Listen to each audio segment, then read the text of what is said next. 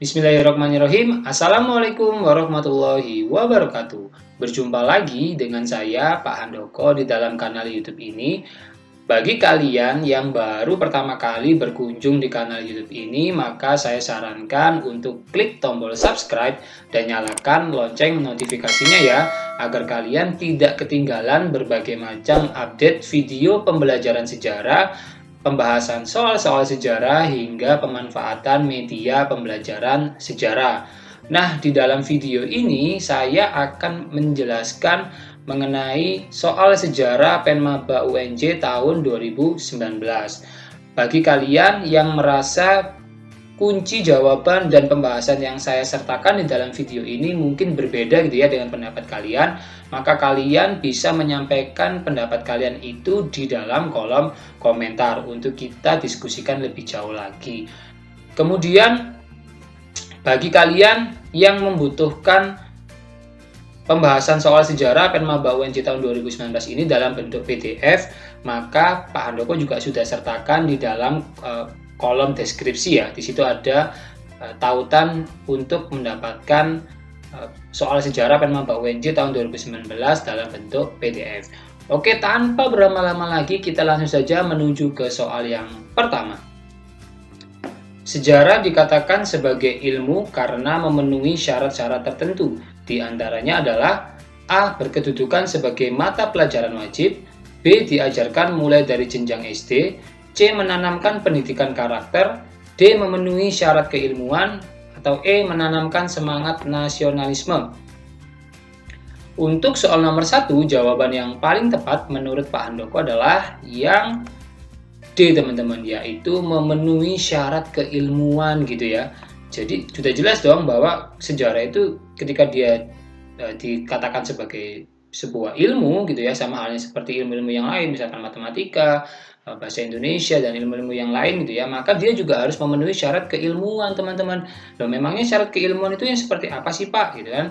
Jadi di sini gitu ya, ciri-ciri sejarah sebagai ilmu itu ada beberapa. Yang pertama adalah empiris, teman-teman. Artinya objeknya itu bisa diamati gitu ya, menggunakan panca indera kita, lebih-lebih mata daripada si peneliti sejarah itu tadi. Lupa, bukannya peristiwa sejarah itu kan sudah terjadi di masa lalu ya. Bagaimana kita bisa mengamatinya secara langsung? Oleh karena itu yang namanya penelitian sejarah itu tidak termasuk penelitian yang tidak langsung gitu ya, teman-teman. Kenapa? Karena kita memang tidak bisa mengamati peristiwa sejarahnya itu secara langsung, seperti yang saya katakan tadi ya, bahwa peristiwanya sudah terjadi gitu. Tapi yang bisa kita amati adalah dengan jejak-jejak daripada peristiwa itu yang biasanya dikenal dengan nama sumber sejarah nih, teman-teman. Misalkan ada candi, ada apa gitu, ada banyaklah sumber-sumber sejarah yang bisa menceritakan kembali peristiwa-peristiwa di masa lalu. Kemudian yang kedua ada punya objek nih. Jelas ya bahwa objek penelitian sejarah itu adalah kehidupan manusia di masa lalu yang benar-benar terjadi. Kemudian yang ketiga memiliki teori nih, teman-teman. Sejarah juga punya teori ya, meskipun nantinya lebih banyak dibantu oleh ilmu-ilmu sosial yang lain ataupun ilmu-ilmu yang memang bisa digunakan dalam menjelaskan peristiwa masa lalu agar lebih analisanya itu lebih dikedepankan gitu ya, daripada hanya sekedar bercerita saja. Kemudian yang keempat adalah memiliki metode nih, teman-teman. Ini ada kaitannya dengan penelitian sejarah ya. Masih ingat ya, yang dimulai dari penentuan topik, heuristik, verifikasi, interpretasi, sampai historiografi. Dan yang kelima adalah mempunyai generalisasi. Artinya sejarah itu bisa menyimpulkan sebuah peristiwa gitu. Misalkan kita sedang mengamati nih peristiwa revolusi di masa lalu. Kan peristiwa revolusi kan ada banyak ya. Ada revolusi Prancis, ada revolusi industri, ada revolusi Indonesia, revolusi Rusia, dan lain sebagainya. Nah, kira-kira nanti itu dari peristiwa-peristiwa revolusi itu apa sih yang menjadi sebuah pola gitu ya, pola daripada peristiwa revolusi seperti itu. Jadi untuk soal nomor 1, jawaban yang paling tepat menurut Pak Handoko adalah yang memenuhi syarat keilmuan gitu ya. Oke, kita lanjut ke soal nomor 2. Meskipun sejarah disusun berdasarkan bahan-bahan secara ilmiah, tetapi penyajiannya menyangkut soal keindahan bahasa. Hal ini menunjukkan bahwa sejarah selain sebagai ilmu juga merupakan karya A. Tulis ilmiah, B. Bahasa, C. Seni, D. Arsip, atau E. Kronik. Untuk soal nomor 2, jawaban yang paling tepat menurut Pak Handoko adalah yang C, teman-teman. Gitu ya. Jadi bahwa sejarah itu juga sebuah ilmu yang merupakan karya seni, teman-teman. Kenapa kok disebut karya seni, teman-teman? Jadi gini ya, meskipun banyak cara nih ya, banyak yang digunakan dalam menceritakan peristiwa-peristiwa dan fakta sejarah, salah satunya adalah dengan menggunakan seni nih, teman-teman. Dalam menulis sejarah, sejarawan harus memiliki seninya sendiri dalam menyajikan cerita-cerita sejarah. Sejarawan selalu ingin tulisan-tulisan yang ia buat mampu membuat para pembacanya seakan merasakan langsung peristiwa yang terjadi di masa lampau, membuat para pembacanya masuk ke dalam cerita sejarah gitu ya. Adalah seni tersendiri yang tentunya tidak banyak orang yang bisa melakukannya. Jadi gini teman-teman, misalkan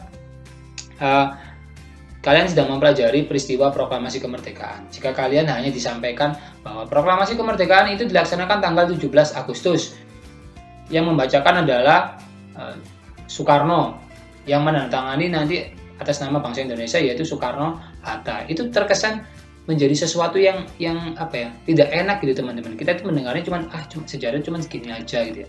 Tapi ketika sejarah itu diceritakan dengan heroik gitu ya, dibumbui dengan cerita-cerita yang bisa membangkitkan rasa nasionalisme kita, ketika kita membaca sejarah tentang proklamasi kemerdekaan Indonesia, itu jauh lebih baik gitu ya, karena bisa mendorong orang lain akhirnya terinspirasi dari peristiwa sejarah itu, daripada hanya cerita-cerita sejarah itu disampaikan ya sesuai faktanya saja gitu ya, tanpa ada cerita-cerita yang semakin membuat peristiwa sejarah itu menjadi sesuatu yang bisa membangkitkan inspirasi kita mendapatkan edukasi di sana gitu ya. Jadi menurut Pak Handoko untuk soal nomor 2 ini jawaban yang paling tepat adalah yang seni, teman-teman. Oke, kita langsung lanjut ke soal nomor 3. Kata heuristik pada penelitian sejarah merupakan istilah dari bahasa Yunan, yaitu heurisken, yang artinya A. memperoleh, B. menggali, C. mencari, D. menemukan, atau E. memverifikasi. Untuk soal nomor 3, jawaban yang paling tepat menurut Pak Handoko adalah yang D, teman-teman, yaitu menemukan gitu ya. Jadi memang heuristik itu berasal dari kata Yunani yaitu heurisken, yang artinya menemukan, yaitu usaha mencari, menemukan, dan mengumpulkan bukti-bukti sejarah. Jadi jawaban yang paling tepat untuk soal nomor 3 ini adalah menemukan gitu teman-teman. Oke, kita langsung lanjut ke soal nomor 4.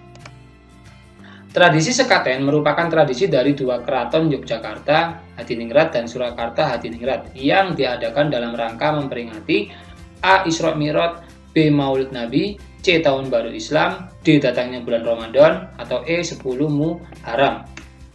Untuk soal nomor 4, jawaban yang paling tepat menurut Pak Handoko adalah yang B, teman-teman, yaitu Maulud Nabi gitu ya. Jadi tradisi sekaten adalah suatu perayaan Maulid Nabi Muhammad SAW selama 7 hari lamanya.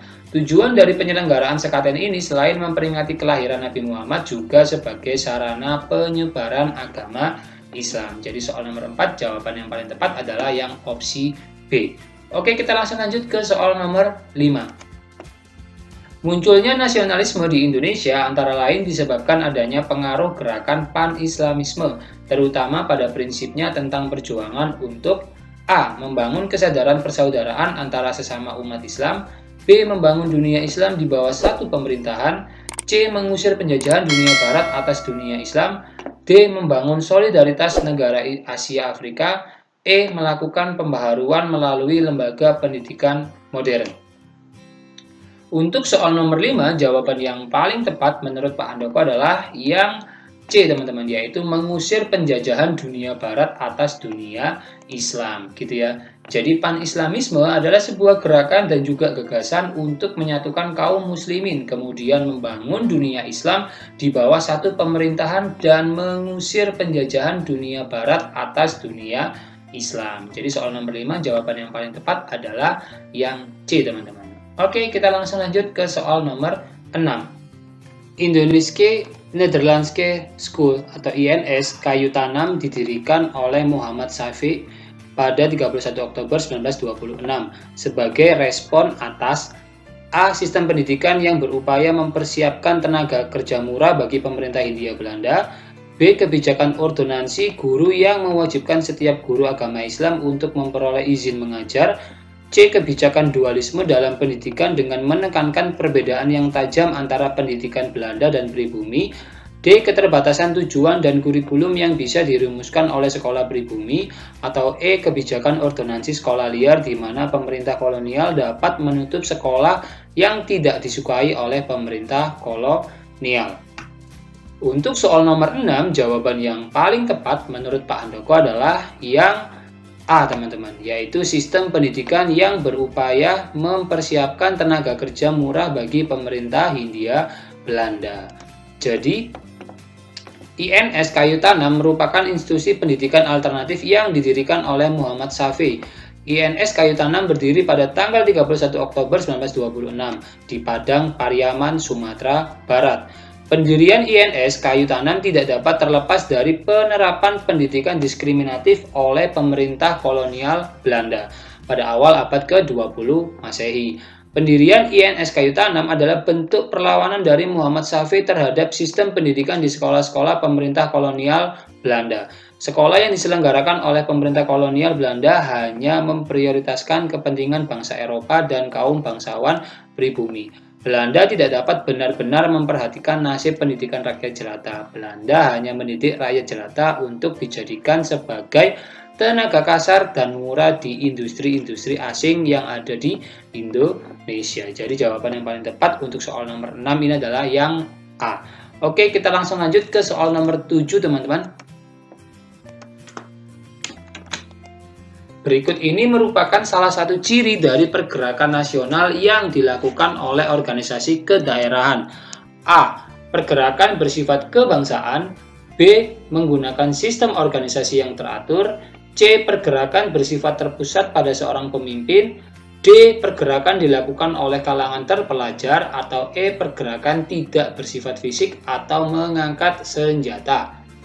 Untuk soal nomor 7, jawaban yang paling tepat adalah yang C, teman-teman. Pergerakan bersifat terpusat pada seorang pemimpin gitu ya. Jadi di sini ada pola perjuangan sebelum tahun 1908. Masih ingat ya, tahun 1908 itu adalah diperingati sebagai Hari Pergerakan Nasional ya, teman-teman. Tepatnya di ini ya, itu adalah sebuah momentum penting gitu ya, tahun 1908. Jadi sebelum tahun 1908 itu punya ciri-ciri, yaitu A. Perjuangannya bersifat kedaerahan. B. Perlawanan tidak dilakukan secara serentak. C. Masih tergantung pimpinan. Jika pimpinan tertangkap, maka perlawanan akan terhenti. D. Kalah dalam persenjataan. E. Belanda menerapkan politik adu domba atau biasanya kita kenal dengan nama David et Impera. Jadi jawaban yang paling tepat untuk soal nomor 7 ini adalah yang C, teman-teman.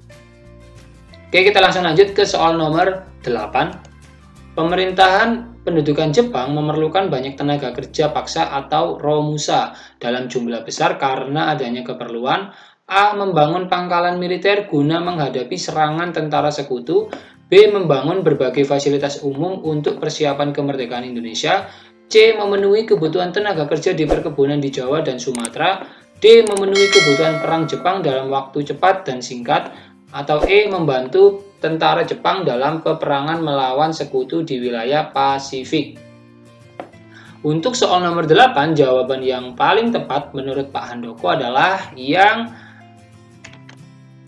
D, teman-teman, yaitu memenuhi kebutuhan perang Jepang dalam waktu yang cepat dan singkat. Loh, kenapa? Karena gini ya, para romusa dipekerjakan untuk kepentingan membangun pertahanan pasukan Jepang. Romusa adalah rakyat yang dikerahkan oleh militer Jepang untuk membuat jalan, jembatan, rel kereta api, dan sebagainya dalam Perang Dunia II yang di wilayah pendudukannya gitu ya. Banyak di antara mereka ini yang mati karena penderitaan nih, teman-teman. Jadi semua politik maupun kebijakan ekonomi yang dilakukan oleh pemerintah pendudukan Jepang di wilayah-wilayah didudukinya itu semuanya adalah untuk keperluan perang nih, teman-teman. Jadi gitu ya, di sini kan ada kata-kata bahwa digunakan yang namanya kebutuhan perang Jepang itu kan tidak hanya prajurit gitu ya, tetapi juga hal-hal yang lain, misalkan sarana dan prasarana seperti rel kereta api gitu kan, jembatan, kemudian nanti masalah logistik, masalah makanan itu juga nanti menjadi kebutuhan daripada perang yang dilakukan oleh bangsa Jepang gitu ya. Jadi jawaban yang paling tepat untuk soal nomor 8 ini adalah yang D, teman-teman.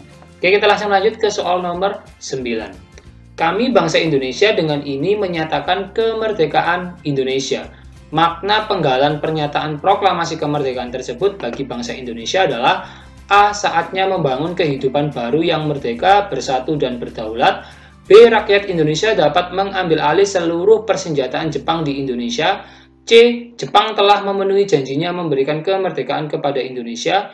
D. Proklamasi merupakan puncak perjuangan bangsa Indonesia. Atau E. Tentara Jepang harus segera meninggalkan Indonesia. Jawaban yang paling tepat menurut Pak Handoko untuk soal nomor 9 ini adalah yang A, teman-teman, yaitu saatnya membangun kehidupan baru yang merdeka, bersatu, dan berdaulat. Jadi, kalimat kami bangsa Indonesia dengan ini menyatakan kemerdekaan Indonesia adalah sebagai bentuk penegasan bahwa bangsa Indonesia telah mampu berdiri sendiri sebagai negara baru yang berdaulat karena memiliki tanahnya sendiri dan lepas dari penjajahan negara manapun nih teman-teman. Gitu ya. Jadi soal nomor 9 ini jawaban yang paling tepat adalah yang A. Oke, kita langsung lanjut ke soal nomor 10. Kesertaan Indonesia menjadi anggota Kerjasama Ekonomi Asia Pasifik atau APEC menuntut konsekuensi harus siap melakukan hal-hal berikut, kecuali A. Mengembangkan kapasitas ekonomi, B. Meningkatkan daya saing, C. Meningkatkan semangat berinovasi, D. Menyiapkan sumber daya manusia yang handal, atau E. Mendorong proteksi produk dalam negeri. Untuk soal nomor 10, jawaban yang paling tepat menurut Pak Handoko adalah yang B, teman-teman, yaitu meningkatkan daya saing. Loh, kenapa, Pak? Jadi gini ya, tujuan utama APEC adalah mendorong pertumbuhan ekonomi dan meningkatkan kesejahteraan di wilayah Asia Pasifik. Hal ini diwujudkan dengan mendorong dan memfasilitasi perdagangan dan investasi yang lebih bebas dan terbuka, serta meningkatkan kerjasama pengembangan kapasitas ekonomi para anggotanya. Gitu kan di sini kan ada kata-kata kecuali gitu ya, kecualinya ya ini meningkatkan daya saing. Jadi antar anggota itu tidak bersaing nih teman-teman, tetapi saling bekerja sama untuk sama-sama mendapatkan dampak dari kerjasama itu gitu, khususnya di bidang perdagangan nih teman-teman, khususnya di bidang kapasitas ekonominya agar lebih berkembang dan meningkat lagi gitu ya. Jadi yang kurang tepat adalah yang meningkatkan daya saing, karena mereka tidak sedang bersaing tapi harus didorong untuk lebih banyak bekerja sama teman-teman. Oke, kita langsung lanjut ke soal nomor 11. Tujuan Organisasi Perdagangan Sedunia atau World Trade Organization atau WTO adalah A. Mengatur pelaksanaan perjanjian mengenai perdagangan antar negara berkembang. B. Mengatur keseimbangan ekspor dan impor antar negara anggota WTO. C. Menjadi forum bagi perundingan mengenai liberalisasi perdagangan global. D. Mengatur tarif bea masuk bagi komoditi perdagangan antar negara WTO. Atau E. Menjadi forum bersama lembaga-lembaga perdagangan dunia. Untuk soal nomor 11, jawaban yang paling tepat menurut Pak Handoko adalah yang E, teman-teman, yaitu menjadi forum bersama lembaga-lembaga perdagangan dunia, gitu ya. Jadi di sini ada beberapa tugas pokok dan fungsi daripada WTO. Yang pertama adalah mengelola perjanjian perdagangan internasional. Kedua, menjadi forum untuk negosiasi perdagangan internasional. C. Menangani sengketa perdagangan internasional. D. Mengawasi berjalannya kebijakan perdagangan nasional. E. Memberi bantuan teknis dan pelatihan untuk negara-negara berkembang. Yang F. Melakukan kerjasama dengan organisasi internasional lain seperti IMF dan Bank Dunia. Jadi jawaban yang paling tepat untuk soal nomor 11 ini adalah yang E, teman-teman, karena sesuai dengan tugas pokok dan fungsi dari WTO yang di opsi B ini ya, yaitu menjadi forum untuk negosiasi perdagangan internasional. Sesuai namanya, World Trade Organization. Oke, kita langsung lanjut ke soal nomor 12. Undang-Undang Land Act yang diberlakukan pada masa politik apartheid di Afrika Selatan mengatur tentang A. Kepemilikan tanah bagi warga kulit putih dan kulit hitam. B. Larangan bangsa kulit hitam membeli tanah di luar areal pemukimannya. C. Hak bagi bangsa kulit putih untuk memiliki tanah seluas-luasnya. D. Pemanfaatan lahan negara yang digunakan oleh pihak swasta. Atau E. Kerjasama pemanfaatan lahan bangsa kulit putih dan kulit hitam. Untuk soal nomor 12, jawaban yang paling tepat menurut Pak Handoko adalah yang B teman-teman, yaitu larangan bangsa kulit hitam membeli tanah di luar areal pemukimannya gitu ya. Jadi Land Act itu adalah undang-undang yang melarang orang kulit hitam memiliki tanah di luar wilayah tempat tinggalnya yang ditentukan. Seperti itu. Sebenarnya ada sekitar 3 lah ya. Tapi yang sesuai ditanyakan oleh soal ini adalah tentang Land Act. Dan jawaban yang paling tepat untuk soal nomor 12 adalah yang B. Oke, kita langsung lanjut ke soal nomor 13. Program Glasnost dan Perestroika yang dicanangkan oleh Mikhail Gorbachev bertujuan untuk A. Membubarkan Uni Soviet dan membentuk CIS, B. Melakukan reformasi pada tubuh Partai Komunis Uni Soviet, C. Memberi kebebasan negara-negara di kawasan Balkan untuk merdeka, D. Menghadapi perang dingin yang semakin meluas, atau E. Memperbaiki kehidupan perekonomian Uni Soviet yang memburuk. Untuk soal nomor 13, jawaban yang paling tepat menurut Pak Handoko adalah yang E teman-teman, yaitu memperbaiki kehidupan perekonomian Uni Soviet yang sedang memburuk gitu ya. Jadi perubahan Uni Soviet itu terjadi pada masa Presiden Mikhail Gorbachev. Gorbachev menyadari bahwa Uni Soviet secara ekonomi sosial sudah tertinggal jauh dari negara-negara maju. Tampilnya Gorbachev dihadapkan pada berbagai masalah diantaranya seperti menurunnya produktivitas, anjloknya GNP, birokrat yang berbelit. Masalah luar negeri juga turut mewarnai pemerintahan Gorbachev, antara lain masalah Afghanistan, Kamboja, dan Afrika. Kemudian program Glasnost, Perestroika, dan demokratisasinya yang dicanangkan Mikhail Gorbachev bertujuan untuk mereformasi dan merestrukturisasi sistem ekonomi politik Uni Soviet menjadi sistem ekonomi politik yang lebih terbuka dan lebih demokratis nih teman-teman. Jadi fungsi daripada Glasnost dan Perestroika itu sederhananya adalah untuk memperbaiki kehidupan perekonomian Uni Soviet yang sedang memburuk nih teman-teman. Jadi yang paling tepat adalah yang opsi E ya. Oke, kita langsung lanjut ke soal nomor 14. Latar belakang Irak melancarkan invasi terhadap Kuwait pada tanggal 2 Agustus 1990 adalah A. Permusuhan Irak dengan Arab Saudi, B. Kuwait menjadi kaki tangan Amerika Serikat, C. Kuwait mendukung Iran dalam perang Iran-Irak, D. Krisis ekonomi yang menimpa Irak, E. Kebijakan ekspansif dan kemiliteran Saddam Hussein. Untuk soal nomor 14, jawaban yang paling tepat menurut Pak Handoko adalah yang D teman-teman, yaitu krisis ekonomi yang sedang menimpa Irak gitu ya. Jadi invasi Irak ke Kuwait itu disebabkan oleh kemerosotan ekonomi Irak setelah perang 8 tahun dengan Iran dalam perang Iran-Irak. Irak sangat membutuhkan petrodolar sebagai pemasukan ekonominya, sementara rendahnya harga petrodolar mengakibatkan kelebihan produksi minyak oleh Kuwait serta Uni Emirat Arab yang dianggap Saddam Hussein sebagai perang ekonomi, serta perselisihan atas ladang minyak Rumeila. Sekalipun pada pasca perang melawan Iran, Kuwait membantu Irak dengan mengirimkan suplai minyak secara gratis gitu ya. Jadi jawaban yang paling tepat adalah karena Irak itu sedang mengalami krisis ekonomi teman-teman. Akibat apa ya ini tadi ya? Akibat daripada rendahnya harga petrodolar nih teman, harga minyak rendah gitu. Kenapa? Karena kelebihan produksi. Karena di situ kan ada beberapa negara-negara yang memproduksi minyak, yang punya cadangan minyak sangat banyak ya. Salah satunya adalah Kuwait dan Uni Emirat Arab gitu. Oke, kita langsung lanjut ke soal nomor 15. Kebijakan di bidang ekonomi yang ditempuh oleh Jepang pasca Perang Dunia II adalah A. Menghentikan modernisasi angkatan bersenjata, B. Meningkatkan sumber daya manusia, C. Membantu permodalan bagi pihak swasta, D. Membangun kekuatan dan daya beli konsumen di negara-negara lain, atau E. Melakukan kerjasama ekonomi dengan negara-negara berkembang. Untuk soal nomor 15, jawaban yang paling tepat menurut Pak Handoko adalah yang B teman-teman, yaitu meningkatkan sumber daya manusia. Jadi salah satu aspek yang mendorong keberhasilan Jepang dalam membangun sumber daya manusia pasca Perang Dunia II adalah membudayakan sistem kerja kelompok nih teman-teman, atau dalam bahasa Inggrisnya adalah teamwork gitu ya. Yaitu suatu sistem di mana para insinyur Jepang dikirim ke barat untuk belajar dan mereka harus kembali ke Jepang gitu ya dengan membawa ilmu pengetahuan dan teknologi. Kemudian ilmu dan teknologi yang mereka bawa harus mereka ajarkan kepada semua anggota kelompoknya. Itu kalau sekarang ya sama seperti program LPDP gitu ya.